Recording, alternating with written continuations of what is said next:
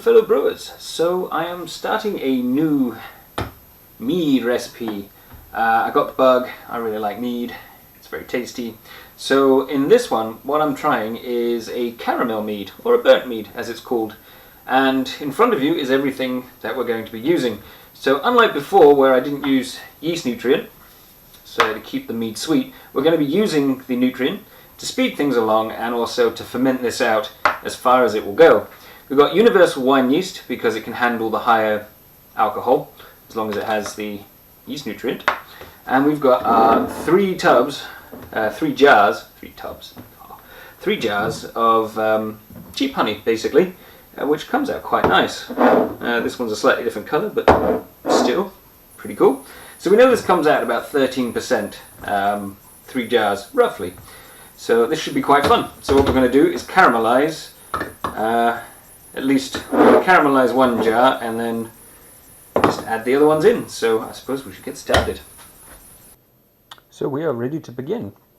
We have 2 litres of boiled water just over there. That's so once we get the consistency that we need, we can add in the water and it will stop burning. We've got the 3 jars of honey, our yeast nutrient and our yeast, a stirry spoon, a clean pan and something to heat it on. So I'm going to use this one because it's already quite dark. So open she up and we'll just turn this on nice and low and we will stick this in. Wow, that's quite set. Maybe I should have used another jar. Oh well, never mind. Right, so we've got about the whole jar in. Can always swell it out later. A little bit to try.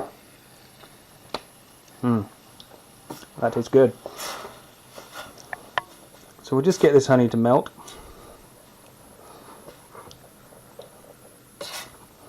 So start off nice and slow, just like you would if you were making normal caramel. Because if it's like normal caramel, once it starts going, it's really, really quick. Right, so about 5 minutes has passed, and we've got to the stage now where it's starting to bubble up, and we've got to stir it because all the moisture's run away, and it's starting to take on a different flavour. Funny enough, you can see it's darker. Looks a lot more like honeycomb. And now it's all up to personal preference how you want this. It's whoa, it smells a little burnt, which it's supposed to, but in a sweet caramel way, because funny enough it's made of honey, not sugar. So I think that is about right. It's a darker colour. It smells a little burnt, and that's what I'm after. I just want a mild flavour since we're playing with this. So for under a £5 to make a gallon of mead, that's not bad.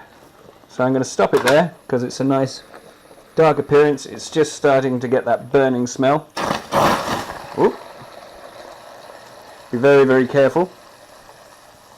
And just adding in, this is actually boiling water. I'm just adding in a bit of boiling water to stop it from burning all the sugars any more than already is. So a little bit more.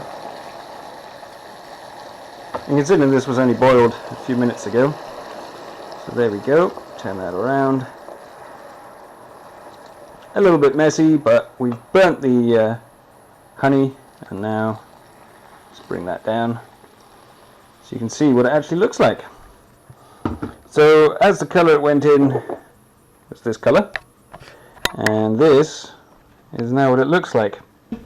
Now we've got the 2 other jars to empty in. I'm not burning these ones. We can always adjust as it needs be, but it's good. And just doing it on its own to see what it tastes like as is. So no lavender, no heather, no nothing. Just mead, a burnt mead. Use the excess heat to melt all this lovely honey down, and then we'll see about getting it ready. Ooh, that tastes good. So here is my honey wash in, looking all Lovely. It is a different colour from the last time. It is a darker colour.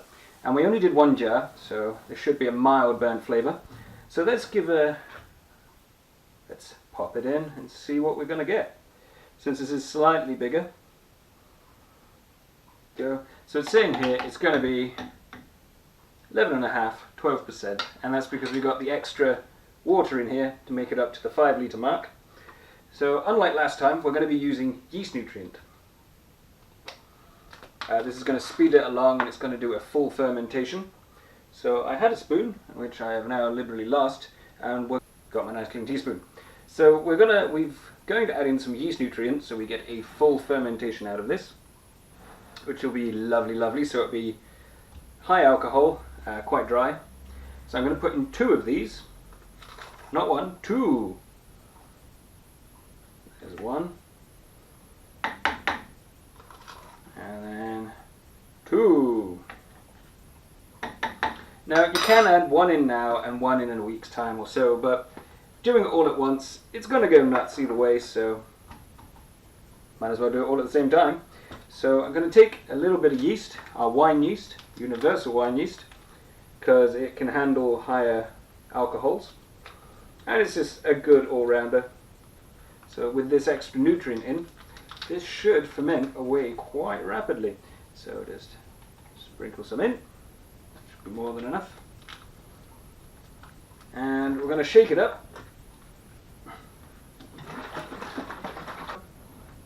And this is our burnt mead all ready to ferment.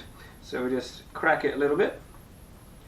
So what I'm going to do is I'm going to label it off camera and put it out the way, and we're going to come back to this in a couple of weeks and see how it's looking. So I hope you enjoyed it, guys, and I'll see you for the next one.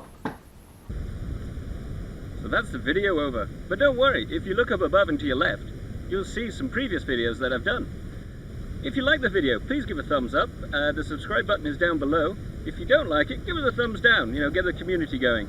Leave a comment in the section below. It really gives me some motivation, and it's really good to get some feedback from you. So I hope you enjoyed the video, and good luck in your brewing endeavours. Cheers.